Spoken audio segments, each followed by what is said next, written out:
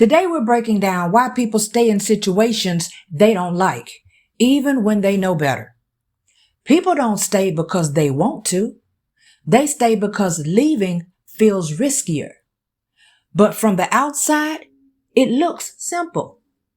And people love to say things like, well, if you don't like it, just leave. To them, those on the outside looking in, that sounds good. It sounds confident. It sounds logical. It sounds like really good advice. But it also sometimes ignores reality. You see, people don't stay because they're stupid. They don't stay because they don't know better. And they definitely don't stay because they enjoy being unhappy. Do you know of anyone who really enjoys being unhappy? No. People stay because leaving may cost them something. And nobody likes to talk about that part. Leaving costs comfort. It costs familiarity. It costs routine. And even a bad routine can feel safer than the unknown. When you already feel tired, overwhelmed, and stretched out, you're stretched thin.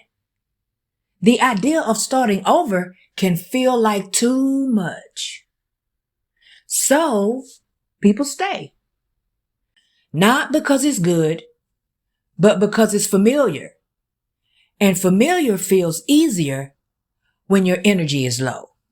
Here's another truth that people don't like hearing.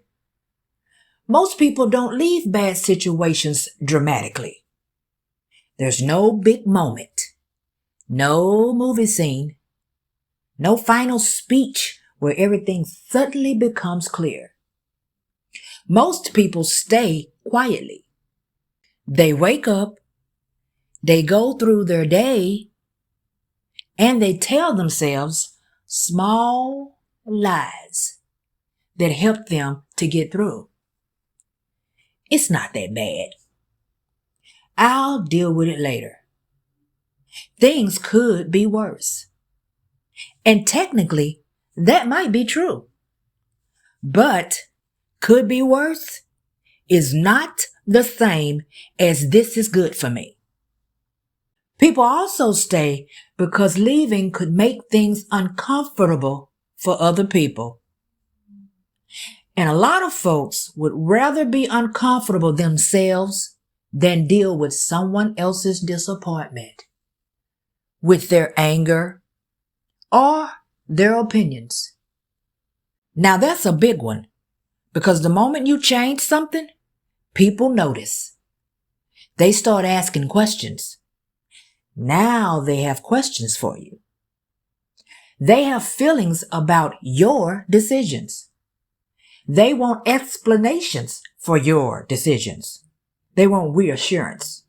And suddenly, you're not just dealing with your own discomfort, but now you're managing everybody else's reaction too. And that's a heavy load. Another reason people stay? Hope. That one word. Hope. Not realistic hope. Not the kind of hope that's grounded in any sort of action. I'm talking about quiet hope. Hope that maybe things would change on their own.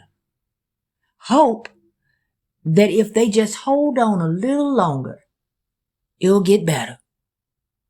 Hope that they won't have to make the hard decision. And yes, hope can be a beautiful thing, but it can also keep people stuck for years because hoping takes less energy than changing. Now let me say this part carefully. Staying doesn't always mean you're weak. Sometimes it means you're tired. Sometimes it means you don't have the energy to start over yet. And sometimes it means you're surviving the best way you know how. And that matters. But here's where I'm going to be honest with you. Just because the reason makes sense doesn't mean it won't cost you in the long run. Staying in something that drains you doesn't stay neutral. It takes something from you over time. Your patience, your confidence, your joy, your sense of self. And most people don't notice that it's happening. They don't wake up one day and think, I've lost myself.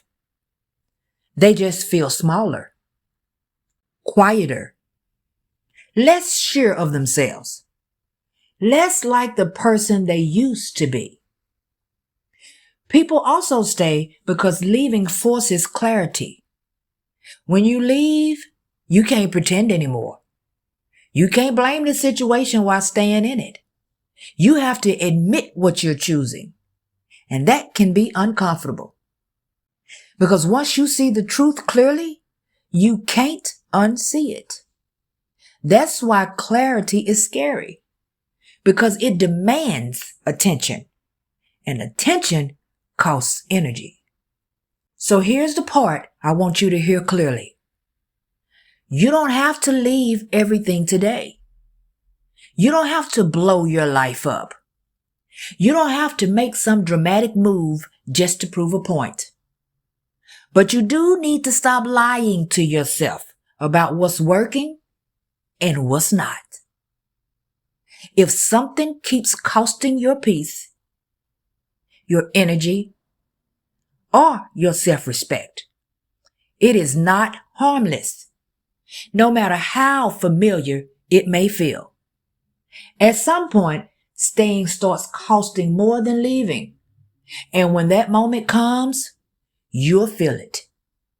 Not as a panic, not as some urgency, but as clarity. And clarity, it doesn't yell, it doesn't beg, and it doesn't rush you. It just sits there quietly and waits for you to be honest. Leaving isn't about being brave enough to walk away. It's about being honest enough to admit that something isn't working anymore. And when people finally do that, something shifts. They stop feeling trapped. They stop feeling powerless. And they stop feeling like life is just happening to them. Not because leaving is easy, but because pretending is exhausting. And once you're done pretending, you start getting your energy back. You don't suddenly feel fearless. You don't suddenly feel confident. No, nothing like that, as this actually comes with time. But you do feel lighter, more clear, more grounded in yourself. And that matters more than people realize. You don't have to agree with me. You just have to be honest with yourself. I'll see you in the next one.